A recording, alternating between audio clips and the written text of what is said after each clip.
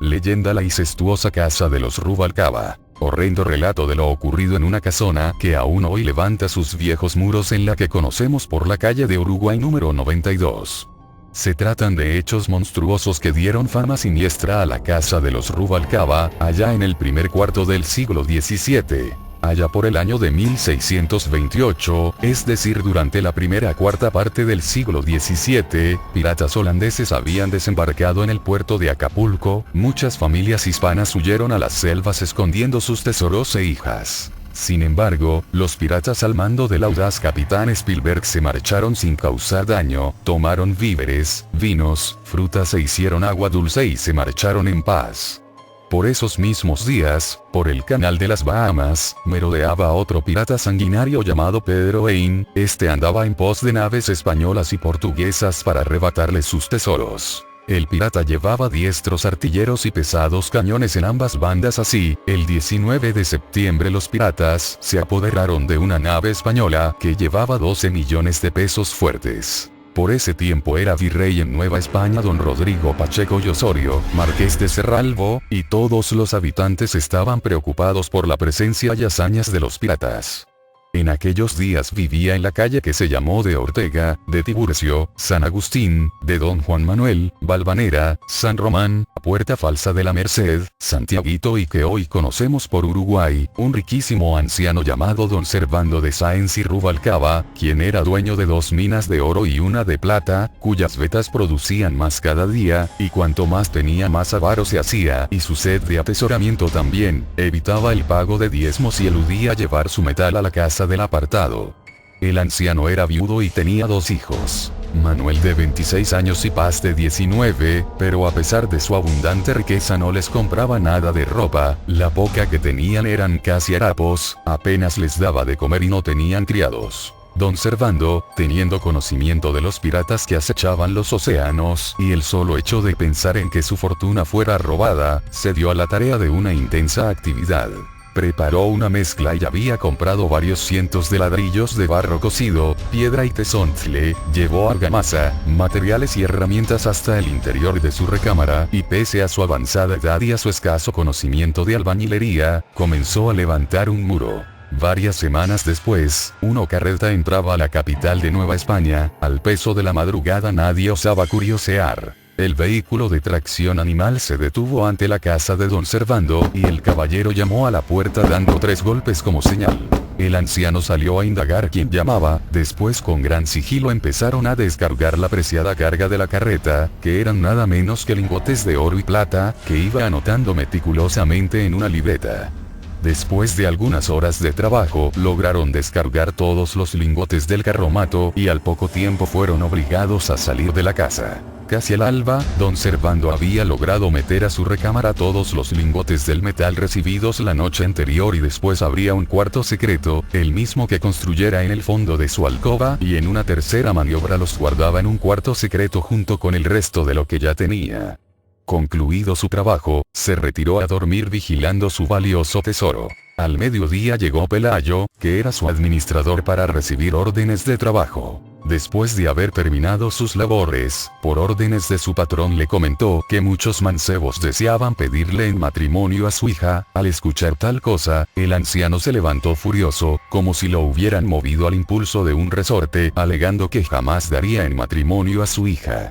Esa noche don Servando tuvo horribles sueños de que sanguinarios piratas lo atacaban para despojarlo de su incalculable tesoro, y que uno de esos feroces piratas se robaba a su hija Paz. El anciano despertó de tan tremendo sueño, gritando desesperado, y tardó tiempo para volver a la realidad y comprobar que todo había sido un mal sueño.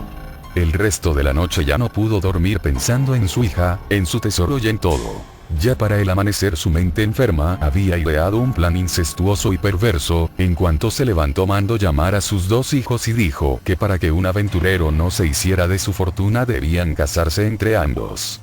Los hermanos quedaron mudos unos momentos, estupefactos, incrédulos ante aquella orden, y esta vez Paz rompió el silencio diciendo que eso que planeaba era horrible. Después la secundó su hermano tachando de monstruoso ese casamiento. Don Servando, al ver que los muchachos se negaban, les dio 3 días para recapacitar. Mientras se cumplía el plazo, a cada uno los encerró en su alcoba teniéndolos a pan y agua. Si pasado ese tiempo se seguían negando, los dejaría morir de hambre. Estaban por completarse los 3 días de castigo a pan y agua de los muchachos, cuando recibió la visita urgente de don Pelayo, su administrador, para darle la terrible noticia de que una de las minas se había derrumbado debido a las torrenciales lluvias y amenazaba con inundarse. Muchos hombres habían muerto, claro, eso no le importaba a don Servando.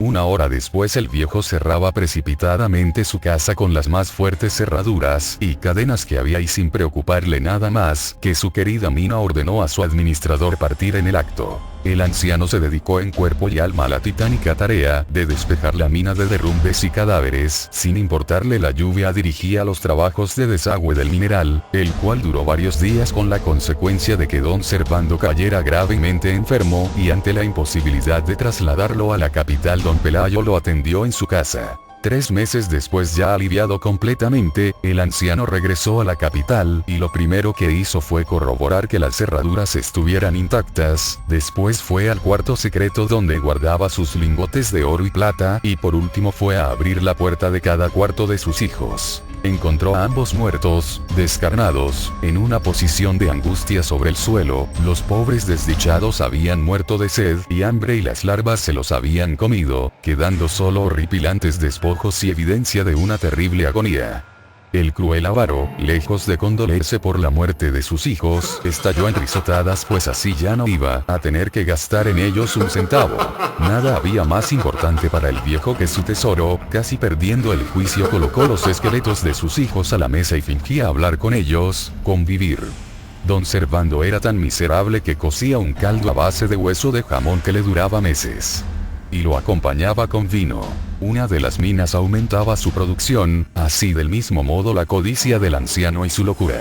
Una noche, en vez de recibir 80 quintales, recibió la nada despreciable cantidad de 211, mucho más oro que nunca. La pila del preciado metal iba en aumento. Un día de pronto la casa quedó en silencio. Pasaron los meses y don Pelayo, temiendo una desgracia, fue a buscar la ayuda de la justicia. Llegaron al lugar llamando a la puerta sin obtener respuesta. Entonces todos entraron respirando un aire tétrico a humedad y abandono, y de pronto los soldados hicieron el macabro descubrimiento de los muchachos muertos sentados a la mesa.